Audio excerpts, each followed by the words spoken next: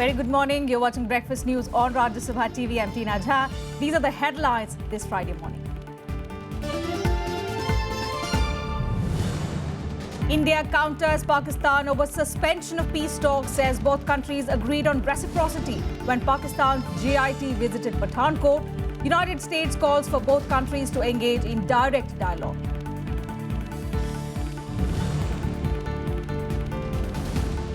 Multi-agency group probing the Panama Papers in India meets for the first time. As Finance Minister says, those with illegal accounts will have sleepless nights. British Prime Minister David Cameron admits he benefited from father's offshore fund.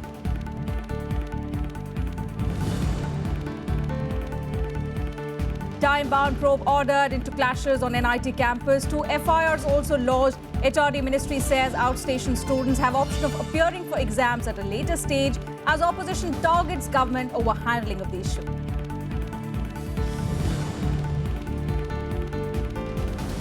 Bombay High Court refuses to stay IPL's opening match in Mumbai, but raps state government asking whether matches are more important or saving lives. Furious Supreme Court asks centre whether drought issue is priority for it or not.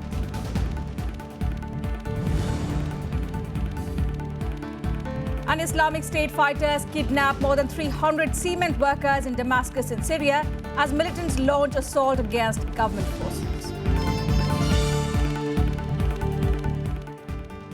Prime Minister Narendra Modi's efforts in the last 2 years to build bridges with Islamabad seem to have hit a roadblock. Pakistan has announced suspension of peace talks with India, citing multiple reasons, including the contentious Kashmir issue. Pakistan High Commissioner to India, Abdul Basit, even claimed that the investigation into the Pathankot attack was about cooperation and not about reciprocity, meaning the NIA will not be allowed by Islamabad to conduct a probe there. India has countered Basit's statement, saying both countries had agreed on reciprocity when Pakistan's GIT visited Pathankot last week. Now, amidst all this, the United States has called on both neighbors to engage in direct dialogue. 3 months after the Pathankot terror attack forced postponement of the Foreign Secretary level talks between India and Pakistan, Islamabad has announced suspension of peace process with New Delhi. Pak envoy to India Abdul Basit said on Thursday that the comprehensive bilateral dialogue process with India was being suspended with immediate effect. There is no shortcut to achieving a viable peace. Nor does cherry picking work. What we need is to engage uninterruptedly, comprehensively, and meaningfully. It also means that India's investigators are unlikely to be allowed by Pakistan to collect evidence in their country in the Pathankot attack case. Basit said cooperation is key to the investigation and not reciprocity, while also hinting that the NIA will not be given access to Jaish-e-Mohammed chief Masood Azhar, the alleged mastermind of the Pathankot airbase attack. This whole investigation is not about the question of reciprocity, in my view. It is more about extending cooperation, or our two countries cooperating with each other to get to the bottom of the incident. The MEA countered the Pakistani envoy's assertion that the visit by Pakistani GIT was not on reciprocity. In a statement, MEA spokesperson Vikas Swarup said, and I quote, "The MEA would like to clarify that on the 26th of March 2016, before the visit of the GIT, the Indian High Commission formally conveyed to the Pakistani Foreign Ministry that the terms of reference are broadly agreed to, with the provisions that these would be on the basis of reciprocity and followed in accordance with extant legal provisions." Subsequently, the GIT visited from the 27th March to the 1st of April 2016. However, the move by Pakistan brought Prime Minister Narendra Modi in line of fire from the opposition. It's very clear that our Prime Minister has been walking into situations which have led to national embarrassment repeatedly. We had questioned whether he has a roadmap or a vision to engage with Pakistan with dexterity, given the complexity of the issues, the track record, and the ground realities of Pakistan when it comes to the real controls in that country. So unless and until the entire establishment of Pakistan was endorsing the peace process, it was a non-starter from day one. It is a very negative attitude of Pakistan. They wanted India to permit their team to come here. Our government permitted it. It seems they're going back on their words by not allowing our NIA team to visit Pakistan and to investigate various terrorist locations. Policy bankruptcy has been compounded by tactical blunder. India has egg on its face. Some others took to Twitter to attack the government. Experts say Islamabad's hardening of stance against India has come in the wake of China blocking a UN ban on Jaish-e-Mohammed chief Masood Azhar.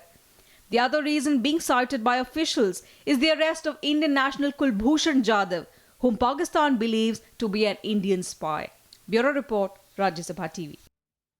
And in the other big news of the day, the multi-agency group set up to probe the Panama Papers in India met for the first time yesterday. The group chalked out an action plan including approaching tax haven Panama, global economic bodies and the journalist consortium that did expose for obtaining documents.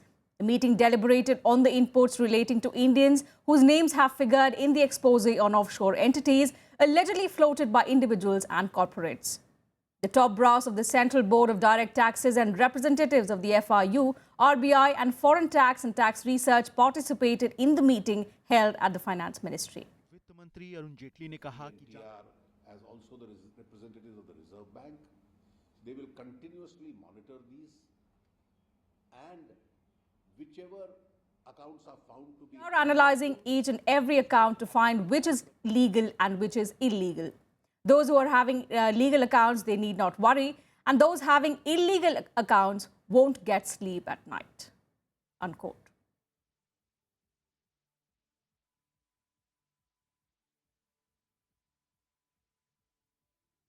And international fallout also continues following Sunday's release of the Panama Papers, a massive leak of documents from a Panama law firm that helped political leaders, wealthy individuals and companies hide financial assets and dealings. British Prime Minister David Cameron has admitted he benefited from his father's offshore funds. More details in this report. Russian President Vladimir Putin breaks silence for the first time since the leak of millions of documents from the Panama-based law firm Mossack Fonseca. Putin has denied any element of corruption, accusing his opponents of destabilizing Russia.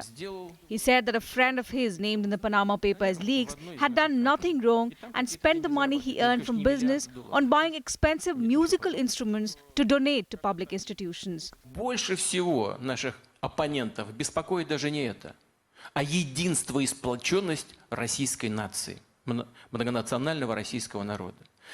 И в этой связи предпринимаются попытки раскачать изнутри, сделать нас более покладистыми и... Meanwhile, British Prime Minister David Cameron, contradicting his previous statement, admitted that he and his wife once had a stake in an offshore trust set up by his late father, which he sold in 2010 before becoming Prime Minister. I think it was published at the time. It was £300,000. It was published at the time, as these things are. But therefore, actually, you can't be certain that some of that 300,000 didn't come from offshore sources, presumably. Well, he had investments in Blairmore Investment Trust. And money in Jersey. That was because of another unit trust, again, established to industry standard and all the rest of it. Many people have those investments. But in all of this, I've never hidden the fact that I'm a very lucky person. I had wealthy parents who gave me a great upbringing, who paid for me to go to an amazing school. I've never tried to pretend to be anything I'm not. Argentine President Mauricio Macri is among scores of politicians and business figures whose name was leaked in the leaked documents.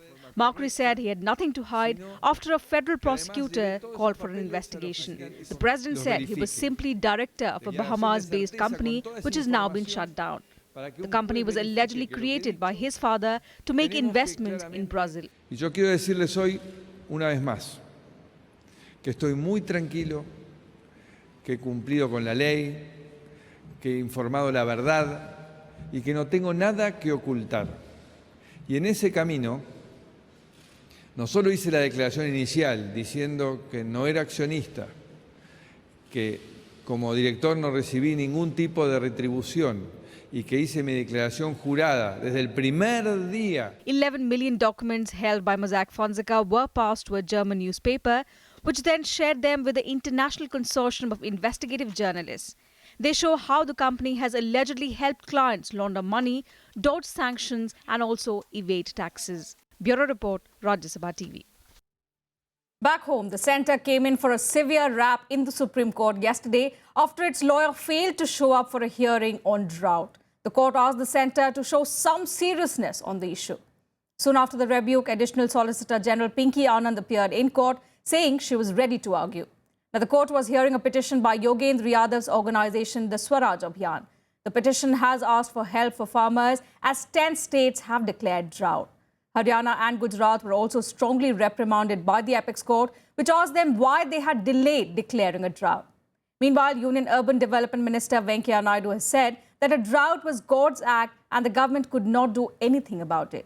However, he also said the union government was in touch with the affected states and was providing all possible help. Was annoyed by the attitude of the central and the state governments. The central government was seeking to get the matter adjourned on the ground that its law officer was not available, was busy in some other court. The court told them that, look, this is a very serious matter for which if one Solicitor General is not available, some other law officer could have been deputed by the government. कहना नहीं सुखे हमारा हाथ में है क्या? भगवान ने दया किया तो बारिश आएगा, नहीं आए तो जो सरकार के द्वारा जो भी काम होना चाहिए वो काम होते रहते हैं. स्टेट्स पहले स्थिति को अध्ययन करके रिपोर्ट भेजना, रिपोर्ट भेजने के बाद फिर केंद्र कमेटी मीट करके कमेटी पैसा मंजूर करते हैं. सब काफी स्टेट्स ने रिपोर्ट भेजा, कमेटी का बैठक हुआ और मंजूर भी किया, पैसा भी रिलीज कर रहे हैं. ये निरंतर चलने वाले प्रक्रिया है. And the Bombay High Court has refused to stay the first IPL match in Mumbai on the 9th of April. However, there is no clarity yet on the rest of the matches to be played in Maharashtra. The High Court was hearing a petition on the IPL matches being held in the state at a time when there was severe shortage of water and at least 21 districts in the state are drought affected. The court has now asked the state government to file a reply on the 12th of April on sources of water to be supplied to the stadiums. The Maharashtra Cricket Association got another sharp rap from the Bombay High Court on Thursday. The court was extremely critical of the maintenance of stadia at a time when most regions of Maharashtra are reeling under severe drought. The court said this as it resumed hearing the petition against holding IPL matches in the state. The MCA countered, saying water is required throughout the year. On match day, it is not needed. So why are you against IPL? If you have to be logical, then stop watering of gardens and for everything else. Honourable high court इस मामले को सुन रहा है और 12 तारीख को फिर इस मामले पर सुनवाई करेगा. इसलिए इस पे कोई अभी से टीका टिप्पणी करना उचित नहीं है. 9 तारीख का जो मैच है वो माननीय उच्च न्यायालय ने अलाउ किया है. बीसीसीआई ने भी अपना वहाँ एफिडेविट दिया हुआ है जिसमें उन्होंने बीसीसीआई ने अपना पक्ष रखा कि किस तरह हम स्वयं पानी की बर्बादी नहीं चाहते हैं. Maharashtra will host IPL matches in 3 of its cities, Mumbai, Pune and Nagpur. The petitioners say about 60 lakh litres of waters will be needed for the 20 matches scheduled to be played in the state. The petition against the matches says that the parched state cannot afford the lakhs of litres of water needed to prepare the pitches. The court heard us. The court also took to ask the other side what exactly is their stand on what is happening in the state, what about the water scarcity, where do they get water from. After all the complete questions and answering session, the court observed that okay, fine, there is some scarcity of water, there is a severe scarcity of water and some steps have to be taken. So then government has been asked to file an affidavit of what is it doing, how is the tanker water being supplied over there, and finally what will happen, we'll get to know. At least 21 districts of Maharashtra, which includes 15,747 villages, are drought affected. Among these, the worst affected are Latur, Beed, Aurangabad, Jalna, Hingoli, Nanded and Parbhani. Out of the 12,000 villages where drought has been declared, almost 5,900 villages come under the Amravati division and the rest fall under Bhandara, Chandrapur, Gadchiroli, Gondia, Yavatmal and Nagpur. Bureau Report, Rajya Sabha TV. And now time for all the election-related news in our special segment, Verdict 2016.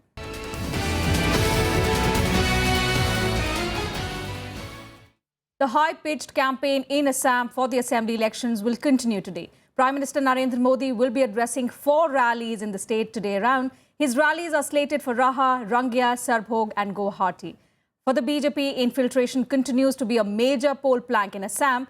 Prime Minister Narendra Modi has said that the government would not allow infiltration and resolve it as a top priority. Congress Vice President Rahul Gandhi will also hold 3 rallies in the state today. The first rally will be held in Kamrup district, the second one will be in Nalbari, while the third will be in Darang district. The Congress has been engaged in a high-pitched campaign in Assam, with Congress President addressing 2 rallies yesterday. Former Prime Minister Dr. Manmohan Singh also launched a scathing attack on the NDA at a rally in Assam recently. The party's CM candidate Tarun Gogoi is seeking a 4th term as Chief Minister in the state.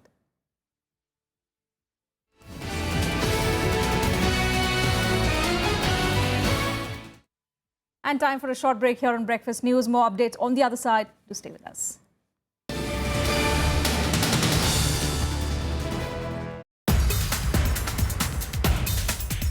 My father was a Tamil teacher, and in fact he was responsible for my building up. The orderliness in the lifestyle was brought by my father. In India, my feeling is that primary education has to be strengthened heavily. Vices are established by the Act of Parliament to have a high-quality science education. Watch Eureka with Professor V. Ramakrishnan, Director, Indian Institute of Science, Education and Research, Thiruvananthapuram, on Rajya Sabha Television.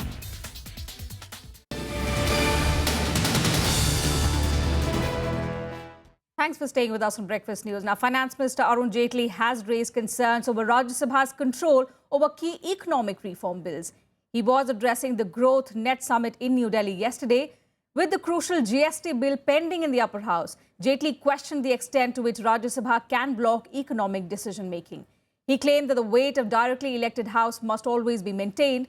Jaitley also called for consensus among political parties to introduce key economic reforms in the country. The Finance Minister is also expected to speak to Congress on the passage of the crucial GST bill. Earlier in May 2015, Jaitley had said Indian democracy faced a serious challenge with an indirectly elected upper house, questioning the wisdom of the directly elected Lok Sabha.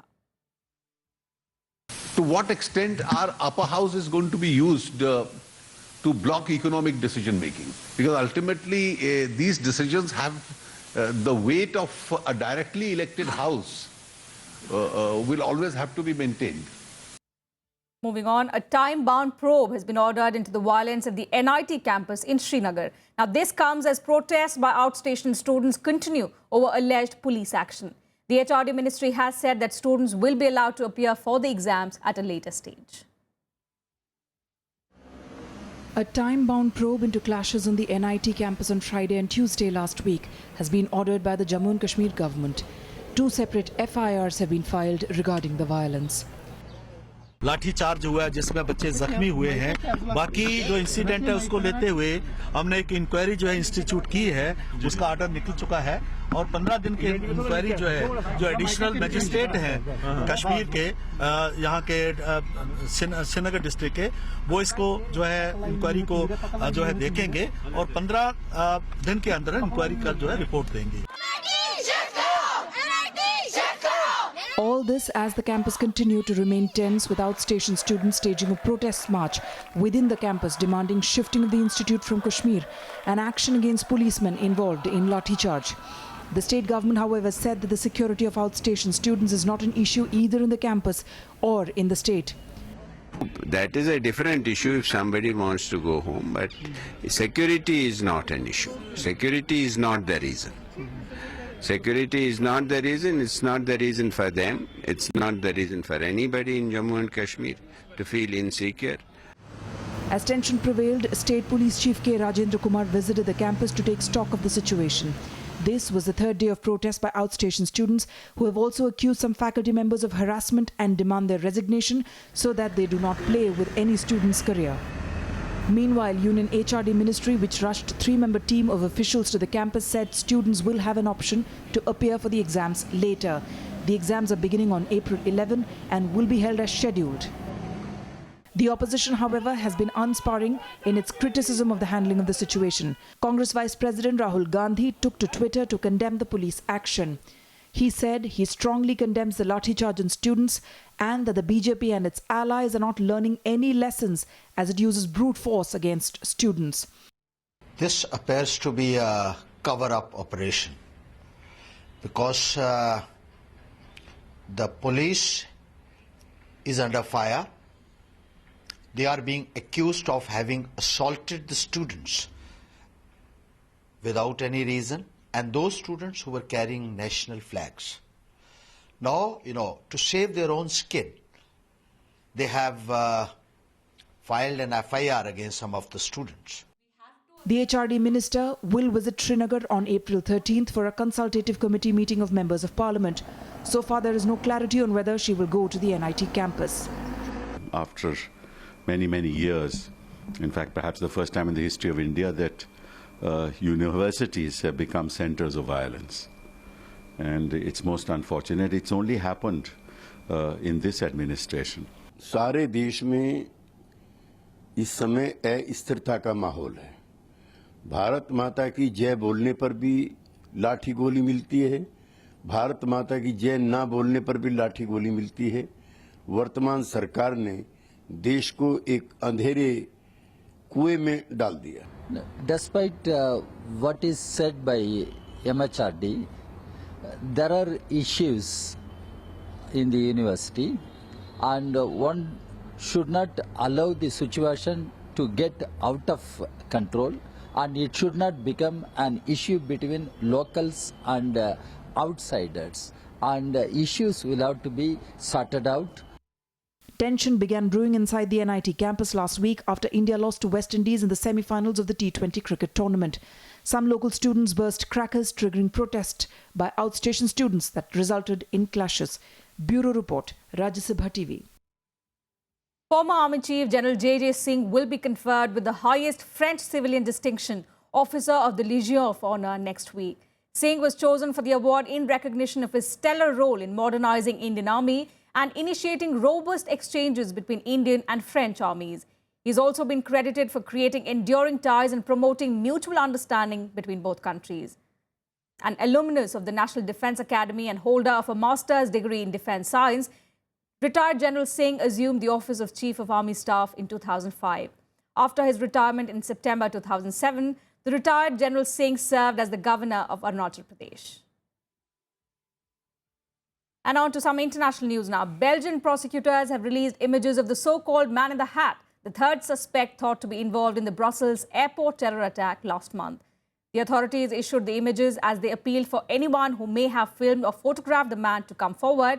The CCTV pictures show the suspect walking away from the airport after the explosion on the morning of 22nd March. He was seen wearing a white jacket as he left the airport after discarding explosives at 7:58. 2 other perpetrators were killed in the suicide bombings at the airport. The suspect then went to the nearby town of Zaventem before heading into Brussels. The last image of him was taken at Rio de Janeiro, where all traces of him were then lost. And some other international updates in this quick world wrap. Islamic State fighters kidnapped more than 300 cement workers in Damascus, Syria, where the militants launched an assault against government forces this week. Hundreds of employees at the Al-Badia cement company were taken by Islamic State fighters from a factory in the town of Dumair. The militant group's latest attacks near Damascus are seen as retaliation for military setbacks suffered by the group elsewhere in Syria. A second wave of migrants is expected to be sent back from Greece to Turkey on Friday as part of an EU deal. The first group arrived in Turkey on Monday, but since then the process has stalled, partly due to a surge in last-minute asylum applications in Greece. Now, according to the deal, migrants who have arrived illegally in Greece after the 20th of March are expected to be sent back to Turkey if they do not apply for asylum or if their claim is rejected.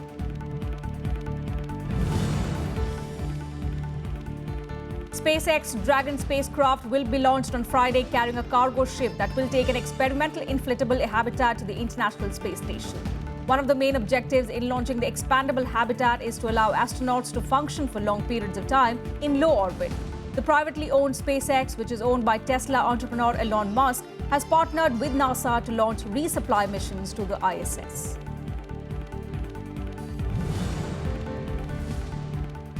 Brazilian President Dilma Rousseff on Thursday called leaks of alleged testimony against her government in a corruption case as false. Executives from Brazil's second-largest engineering company reportedly claimed that Rousseff's 2014 re-election campaign was partly funded by kickbacks from large infrastructure projects.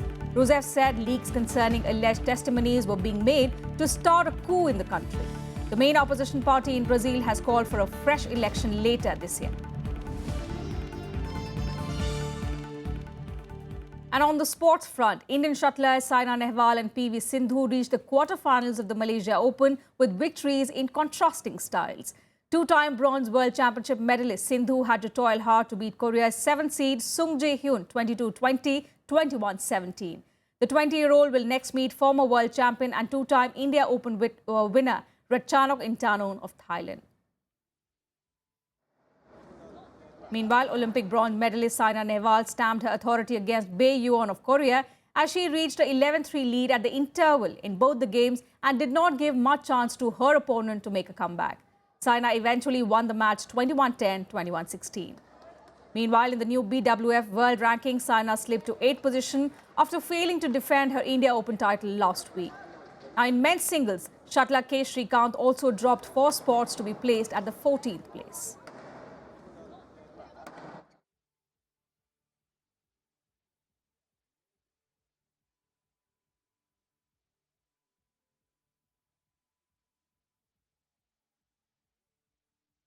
And now for all the other sporting action in Sports Beat.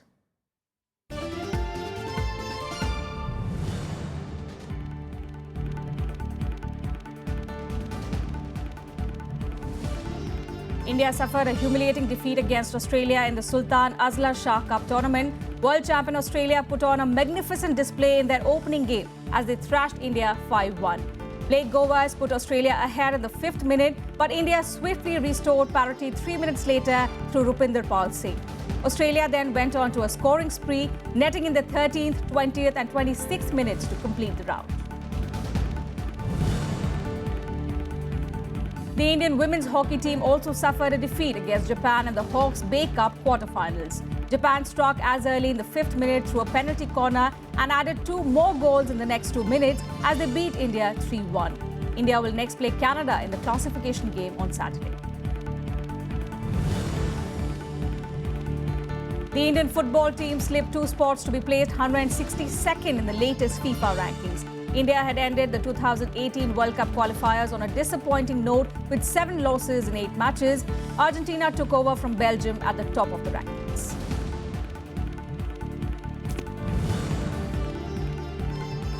Liverpool scored an important away goal as they held on host Borussia Dortmund to a 1-1 draw in the first leg of the Europa League quarterfinals.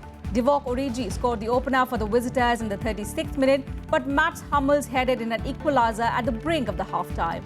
The hosts pressed in search of a winner, but were kept at bay by Liverpool. And that's it from us in this bulletin. Thanks for your time.